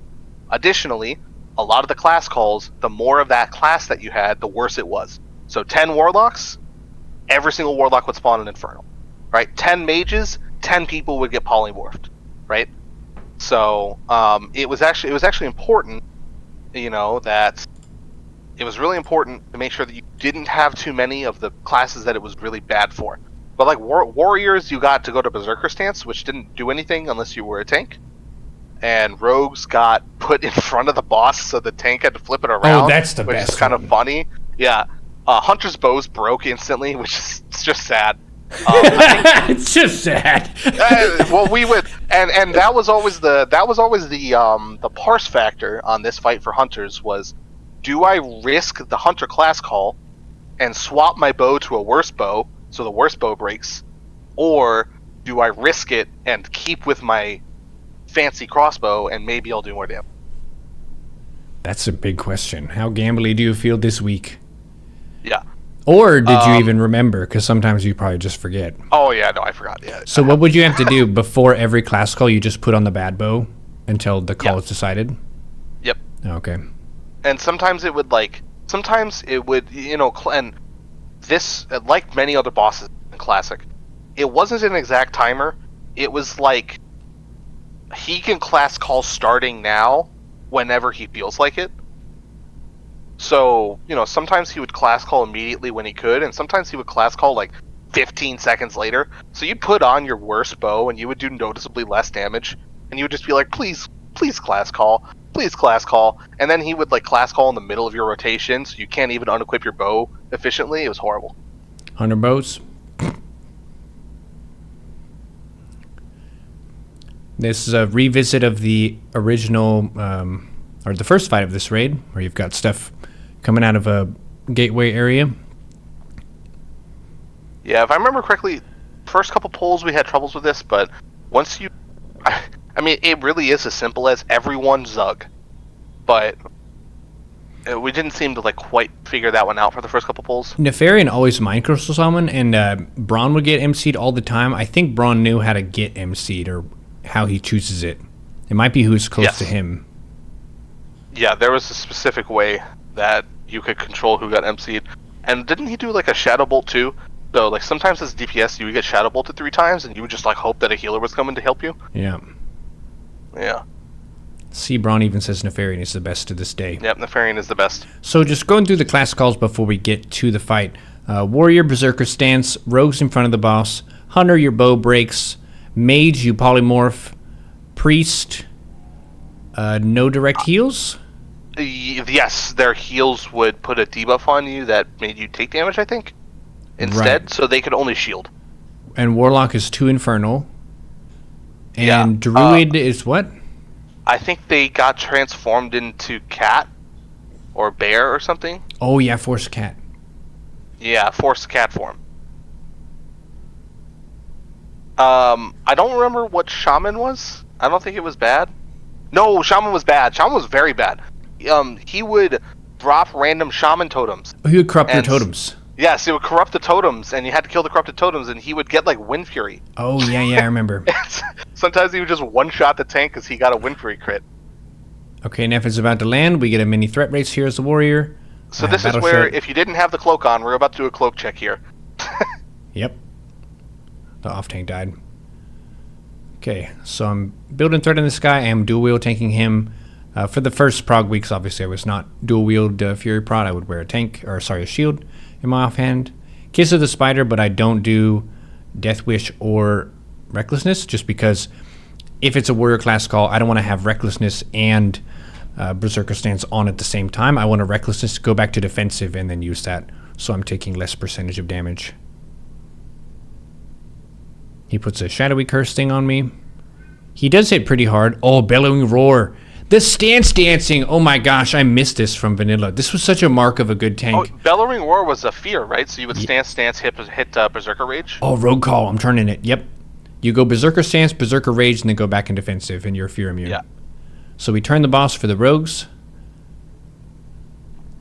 This fight has some of the funniest lineups. There was one fight where we did this, where Nefarian is charging up the Shadow Flame. He has the cast bar. No. And then the Rogue class call happens right before the Shadow Flame was launched. And there was no physical way that I could have done that other than just turning the boss before class call. Do you remember there a couple times where he would charge up the breath and then he would class call someone on the same game tick that the Shadow Flame went off? He would just insta-kill the raid and there's nothing we could do about it. Wow. That type of stuff happened. It's, again, part of that classic thing where you just don't do anything about it. Yep. That's how it is. You got to deal. It just made me do so many unique things every week, which was fun. Yeah. The order was different.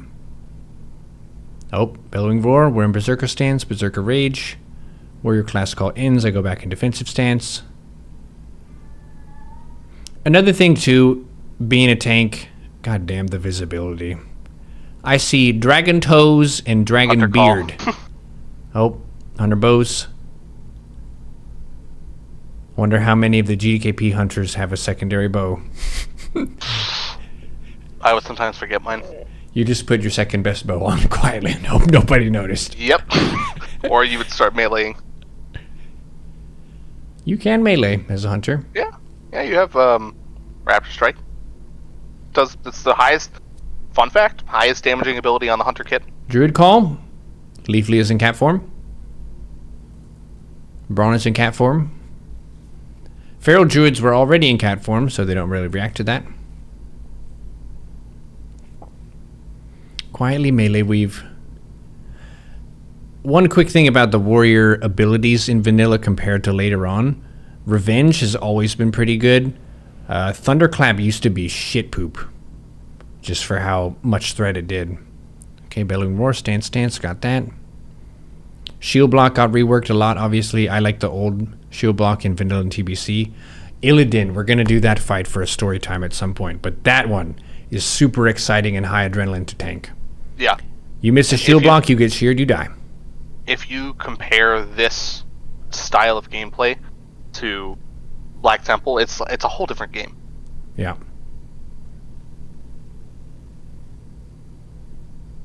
Oh, right. At 20%, Nefarian summons all of the skeletons. Oh, yeah. I can't even see it from where I am. Yeah, we would get Strathholm Holy Water. Oh, they're going and killing people. And a Warlock holding the skeletons. Uh-oh. Gotta group them all up. This is where you warrior AoE taunt, lip taunt, and hope everything works out. I think we're going to get him down, but it's a bit scuffed. Sunderstack going to fall off? I refresh it. Nice. Look at how many cooldowns were used there. Shield Wall used. Last Stand used. Death Wish, Diamond Flask. Kiss of the Spider. Beautiful fight. Blackwing Lair, such a great raid. Oh, and the Nef loot. Oh, I saw the Nefarian's tier. It dropped. 2% spell hit. Oh my goodness. Neltharian's tier is the... Mission there? I think it's best trinket game for casters. Yes. And Mish is a good Mission hat. there is, yeah, the best hat for priests, for healers, I think. No, that's a DPS hat, no? Is it? Yeah. That's the, like, red-looking hat. Yeah, that's the one that's, like, the... Yeah, okay. We had some drama with the Nels tier. We can just spit it out as it was. But we had a gentleman who was next up for the Nels tier, and our raid leader at the time had a lot of clout and had some people advocating for him. And we had a debate in the Loot Council meeting right before the item was supposed to be handed out.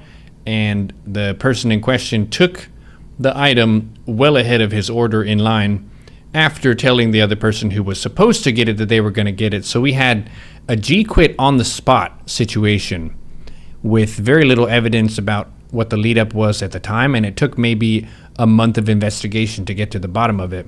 But that was definitely the biggest loot drama scandal of our guild that wasn't heads up. We had plenty of mistakes over the course of time. One of my favorite mistakes that made me feel really bad was just handing OSG to the wrong person, because I wasn't normally a loot council person, and I was in for the day because someone was out, and I just thought of someone who could have it and gave it to them, but we did have a listed order in a spreadsheet somewhere, and yeah, I took responsibility for that. That was supposed to go to Matt Champ. Yeah, Matt Champ, Yep. I gave it to Chronax. Whoops. That was not good. Yeah. But, and go ahead. Again, the loot, it's like, you know, you're getting a piece of loot that is going to last you a year and a half, 2 years in the game. It's like, it's so silly, but especially when all of us had put hundreds or sometimes like, you know, hundreds, 2, 3, 4, 5, 600 hours into a character, it feels really bad not to get that type of stuff when you're next up for it. Yeah, and it is one of those that really makes your output of damage way different. The game just plays different. You are now suddenly faster and more powerful than other people because you're hitting 2% more of the time, which is quite a lot over the course of a raid. 2% more of your shadow bolts are hitting if you're a caster or whatever your main spell is. But yeah, that was a a big item and a big question of how do we do loot and what is our method for doing so? Who do we trust? Because the thing that matters with these guilds is you're investing a lot of people's real time into these games. So you want to give them as fair of an experience as you can, and it's very hard to do so because you have so many different people who want different things. And you can't give equal loot to everybody and make everyone happy. There will always be some desire to improve their character, some desire to keep pace with everybody else, and also to be compensated for their hard work. So you're trying to balance all of that and give people the best loot that they can. How is creation in terms of their loot system? Would you say that we were consistent in just having the same kind of loot over the course of Classic, or did it mix up a little bit of change? I think I would say that we were well known for having the worst loot system, which is the different loot system every single phase. EPGP, DKP, blind DKP, blind bid DKP. Blind bid DKP plus loot council. Yep. Then straight blind bid DKP. We nexted the loot council in AQ. Except Atish. Atish was and loot then council. Nax we did. What did we do with that Nax? was blind bid DKP. It was still blind bid DKP. Yeah, they threw We just, down like, for the changed it swords up a on lot. KT and stuff. Yeah, that's right. That was yeah. Now, blind bid DKP, one of the funniest systems of loot in the entire game, because the collusion amount is astronomical. Everyone can collude. Like, if all the mages wanted to collude and get the mage gear for 5 DKP, that absolutely is a thing that can happen and did happen. But also, sometimes the misfire ring for fire mages drops, all the mages bid on it, and they think they're colluding on it, and then a sneaky little warlock bids 5 DKP higher and gets it. That was a That's really all I'm funny saying. one. That was when they all I- kind of snickered at each other, like, "What the hell, guys? How can we let him Yeah. take this like this for this cheap?" Yeah. Yeah. And I would say that the system has some big downfalls, right? I would say overall it's kind of fun to like go into a raid and like the first couple times you get an item from KP, you feel pretty good because you're like, oh, I feel like outmatched some people. But overall, it led to people getting a couple items really quickly, and then you would essentially just go on a rotation of who got the next item, because everyone would end up spending around like 50 to 60 DKP for an item, and you got that much per raid, so it really wasn't any better than the system that we ended on, which is loot sheet. I think it was originally called Onslaught system, and it kind of morphed into the whole loot sheet system that we use. So, Yeah. What do you think was the best loot system that we used? oh man, listen. I love the loot sheet system. I gotta hand it to Kiwi. We were all skeptical when he presented it to the officers in Karazhan, I think it was. Mid Karazhan, he was like, I think this system is what we're looking for. And I do like the way that it ended up. I think theoretically, and I think people would agree with this if you've been in one of the couple guilds that it's successful, I think Loot Council is technically the best way to go. But the amount of people that have to be on the exact same page is basically impossible. Like, humans want different things, and it's impossible to have 40 or even 25 people on the same page as to who gets what item, because it's really hard to play selflessly for the good of the parse and for the good of the group versus for the good of the individual. I agree. It's also hard to find people who are trustworthy enough to be actually non-partial and selfless when it comes to doling out loot correctly. I mean, this is always the we call saw of that greed. ourselves. Yeah. Multiple times there was a couple instances, like we said, where people advocated for themselves to get an item early, or the opposite. They had a grudge with someone and they would kind of talk negatively about them in the loot council. I was part of one of the iterations of the loot council that we had. I wasn't part of all of them. I think I was part of the second iteration, the one that was in early Blackwing Lair. And going into those meetings was stressful. Yep. So, I would literally write down on a document, I would write down my talking points for all the pieces of loot and who I thought needed to go to. So,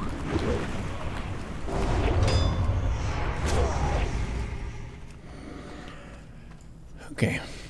Random rogue dueled me. I haven't played warrior in a month. He bowed before me. Wow, what a respectful gentleman. I can respect it. Kid Rex Scrub, to be fair, he just dueled a counter class to himself, so it was brave. I would say he gained honor by dueling me. It's just like my whole kit is about absorbing melee damage. If he's going to try to stab me, it's not going to work the best. I agree. I think the loot sheet system was very expedient. I would have liked a loot council system that could have worked, but it always feels dirty when you have more information than other people. Were you around whenever we were kind of talking about our full raid roster and we were talking about the strengths and weaknesses of everybody? I don't know if we talked about that. Yeah, that's an interesting aspect of really assessing who you have on the team, who you can trust, who is skilled, who's a good cultural fit, and all that kind of stuff, because there are so many variables, and it's honestly a huge feat that people can share a voice channel, 40 of them, and get anything done. If you think about it, it's pretty impressive. So despite all the drama and stuff, it was pretty cool that we were able to execute all of that with maybe less than a dozen mistakes. Like direct Yeah, mistakes. I've gone on record before saying it, maybe not on here, but just to other people. But to me, rating wise, this was not the best for rating, like the actual content itself. But social wise, this is the best time in the entire cycle that we played, World of Warcraft. To me, at least, like. Everyone, you would log in, there'd be 15, 20, 30 people online in a guild of 150 people, and it's like 150 active people, not 150 passive people, right? You log in, you do some dungeons, you can go get your world buffs, there's things to do in the world, you're going to go farm dark runes in a dungeon, or you're going to go farm dark runes in a random, in Felwood or whatever, you're going to go farm Arcanite and some jump runs in Dire Maul East. Absolutely, yeah. I'm a hunter. I'm gonna go solo trib. I'm a mage. I'm gonna go do some AOE farming. That type of stuff. It's kind of this like microcosm of like we all had nothing to do during COVID, and then this like dusted off gem from the past re-released to us all. And to me, just the fact that the fact that I had as much fun in Classic as I did, I could never do that again. I don't, unless you're someone like you who that can actually play games for, 8 to 10 hours a day because it's your job. Like, I could never put in the time that I did in Classic, but I'm glad I did, and it was very fun. So yeah, but even then, taking it from my perspective as a streamer who's not a WoW person, WoW content is not as directly appealing to my audience either, so it ended up being more of a project of passion than one of profit in that sense. Yeah, for sure. And for COVID to happen at the same time, I think just made everyone way more available to fit the time demands of WoW, which like right now, I'm glad that I'm not raiding in the sense of I don't really feel like I can comfortably make the time to do so. And I feel like everyone kind of hit that point. But because we were quarantined, it was a very unusual opportunity for us to go full degen and poop sock a video game again. Yeah, and the fun thing is we poop sock a video game for 2 years. Yeah. Like that is legitimately how long it took us to get out of that phase. And like, basically all of Classic and most TBC, if you look at the amount of time, right? If I think about the amount of time that it took to get Tunkin the character ready to go into something like Naxxramas, right? I would do 8 to 10 hours of gold farming a week. I would do about 2 to 3 hours of dark rune farming a week. I would do about 3 to 4 hours of world buff gathering a week. I would do another miscellaneous, 2 to 3 hours of playing the game because it's a game and we're supposed to have fun in it, by the way, a week. And then we had 8 hours of raid a week. Not on top of, sometimes we'd have an hour officer meeting afterwards. We'd have a half an hour officer get together before the raid. We would have an hour officer get together on like a random Thursday or Friday, making sure that we have the raid group down. Another hour because we got to get 3 random people to pug Naxxramas for us. Another hour because at the start of the raid, someone ended up not being able to make it because the servers had a login queue, right? Like, so all of that stuff happened. So if you think about it, it's like 20, 25, 30 hours a week that I'm taking to prepare a character and get it ready for Naxxramas. That's a part-time job. Yep. So it's crazy that they made a game for that, because I feel like they don't make games with the expectation that their players can play it that much per week. And I think with modern WoW, your raid prep time is way less. You can kind of just show up and raid. In modern WoW, I'm not raiding right now, but I was raiding with people in the current retail iteration of the game. I'd log in, buy some potions, buy some flasks, and go and get a teleport to the raid in 5 minutes. There's no prep. Yeah. All the prep is basically the time that you put in to gear your character is the prep work to get into a raid. And I mean, if you want to talk about that, right? It took people how many days, literal days of time to level to 60? Some people, if you were fast, maybe 5 to 7 days. If you're normal, 10 to 15 days. If you're slow, it could take you 20 days of game time to just get to level 60 in the first place. And then you've got to run probably 50, 60 dungeons, multiple hour-long dungeons in order to get your pre-bis. Yep. I mean, you're talking about hundreds or even thousands of hours on characters. Oh my gosh, that makes me want to check the slash played on Brunt on the main account. Well, what is it on Classic Era? 85 days. Yeah. Huh. 85 days times 24 hours. Yeah.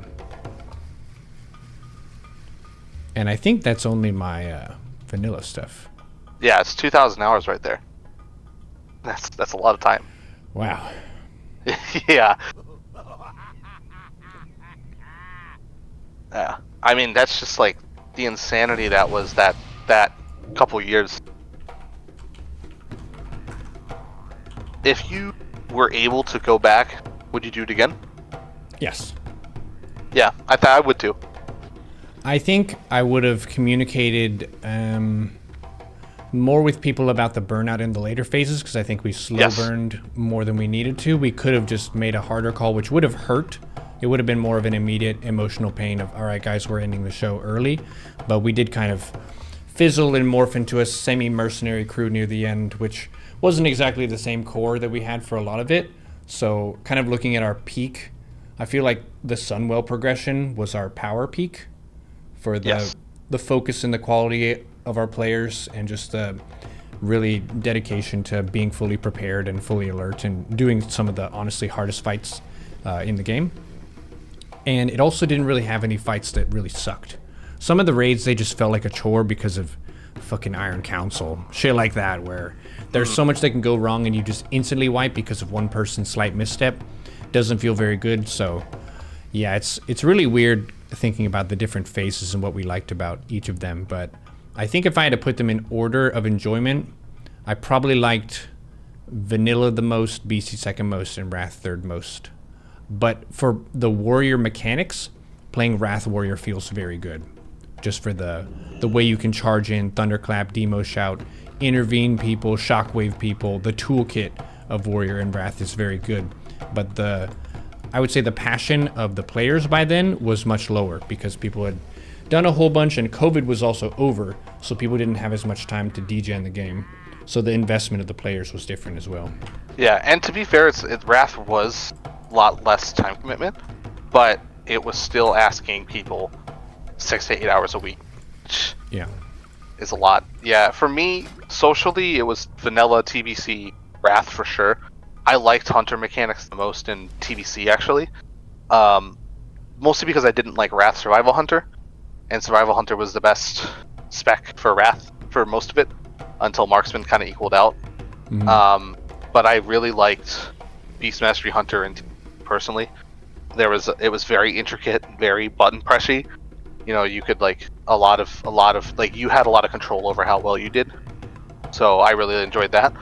But I mean, as far as moments wise, absolutely, Sunwell, I agree.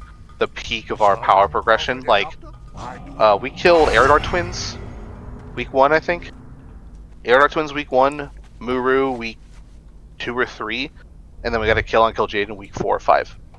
And that, relative to how that raid went, how the rest of the raids went, that was absolutely amazing. And to me, I think that was the point in time where everyone got the most back out of what they put in, and I really appreciate that about TBC. To me, it was like a balance of no, man, you didn't get a legendary bow. I'm still mad. I don't really. You should have gotten a legendary bow. What's up, Ursa Dawn? Thanks for being here. Oh, by the way, quick thing. I'll get back to the bow in a second. Broken Helix, we forgot to mention your Firemaw kill.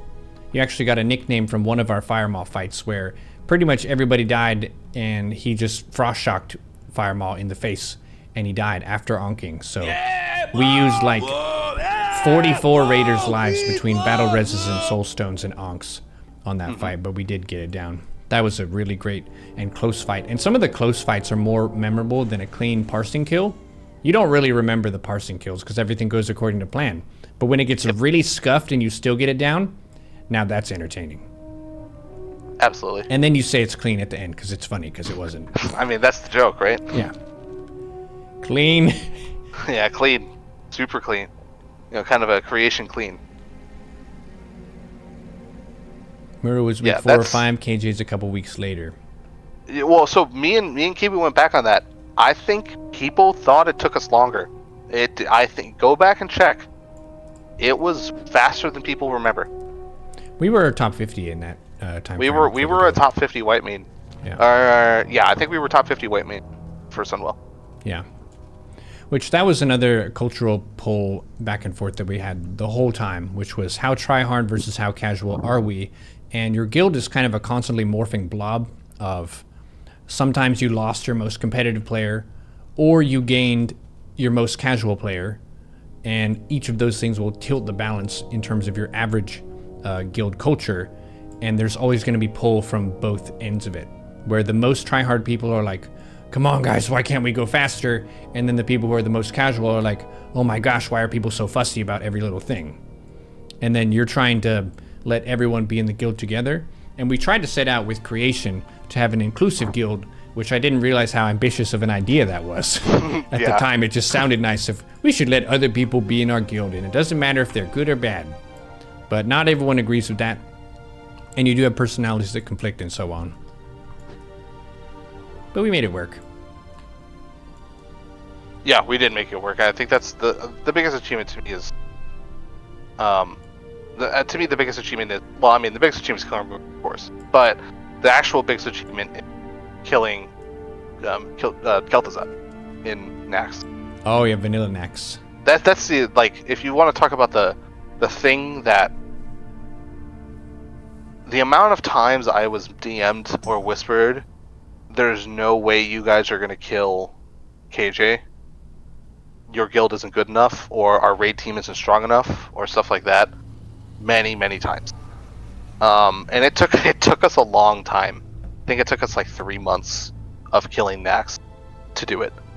But you can't blame him though, because Nax had so much trash. That's the difference between Sunwell and Nax. Exactly. And I think honestly, if we had done an extra, I mean, if we had done an extra day, then maybe we could have cleared it fast. Oh yeah, people would whisper a lot of things to a lot of people, because people take this game way too. Some people take this game way too seriously. Yep, and being toxic is a way to some people to get a comparative advantage. They do the same thing in Dota, and this is the win condition. If you can tilt someone so hard that they will give up at the game, then your rank on the server goes up by 1. Yep. So if you can really get in the head of someone and make them feel terrible, then maybe you're going to be able to rank up slightly from that. But it does make a nasty reputation for yourself. And your reputation on the server, I was happy about Vanilla and BC. It did matter. You can get a legend, you can make a name for yourself, or like the Dispellers, you could be infamous. Or people who are loot stealers and that kind of thing. Yep. Yeah, I have the VOD of our KT prog kill. We won't do that tonight, but that's definitely going to be a story time, because that was amazing. You have the whole Nax? I have the old Nax. Oh, man. I don't know if I have the full raid, but I know I have the KT prog fight. Okay. And that was with no world buffs too, I think. Yeah, no world buffs, which I don't know if, I mean, we definitely did it again, but like, we were, that, I remember, I kind of remember that a little bit. I remember being like, yeah, let's try it again. We'll see how far we can get without world buffs. And a couple people were like, yeah, we don't need world buffs. Yeah. And they were right. And then we get to go into who needs world buffs? Yep. That was one of those days, that was, you know, when we started killing KT too, that was one of those days where a couple weeks ago we were struggling on 4 horsemen, which is a tough fight for a guild that is not committed, as committed as like a top parsing guild. And coming off of that, and then, you know, I think that was one of those weeks where we got through 4 horsemen, and the second day we came back to Saffron with world buffs, because we hadn't killed Saffron at all, and we were like, we need world buffs for this. So we killed Saffron, died to KT with world buffs, and then without world buffs managed to get KT. I mean, that's crazy. We had planned, I think, to get world buffs after maybe another couple pulls. Yeah, we were literally, we had an Oni head and the ZG buff like on standby, ready to go. As soon as we felt that we were comfortable and we were getting close to a kill, we were going to pull the trigger and get world buffs. Yep. Turned out we didn't need him. Well, this was awesome, man. I like the story time kind of format. I have a whole bunch of VODs that I just have saved on my computer. There's the KT prog I told you about. I have a full SSC and TK. I have... What else do I have? I have Black Temple. We definitely have to do Illidan. That was a really fun fight. I don't know if I have an early one, because we ended up being able to just do so much damage they didn't go demon form, but you did an amazing job being a raid leader for us. I really appreciate you, man. And thanks for coming on and talking about Blackwing Lair and all the stuff that's happened. Yeah, honestly, my pleasure. It's an era of my life that's forever ingrained in me. Never gonna forget it. And yeah, like I said, I would go back and do it again if I could. Yep, well, we're going to. In about 10 years, there's going to be VR Classic WoW, and then there's going to be a new disease that causes us to be stuck inside. So we'll do the creation reunion then. Yeah, the creation reunion when we're all scared about what's going to happen if we die in World of Warcraft. Yep. Yeah. Well, appreciate you, man. Ancestors watch over you, and I will see you on the next Story Time with Brent. Take care. See ya. Nice. That's a wrap. Good job, Tunkin. Thanks all for being here. Appreciate you.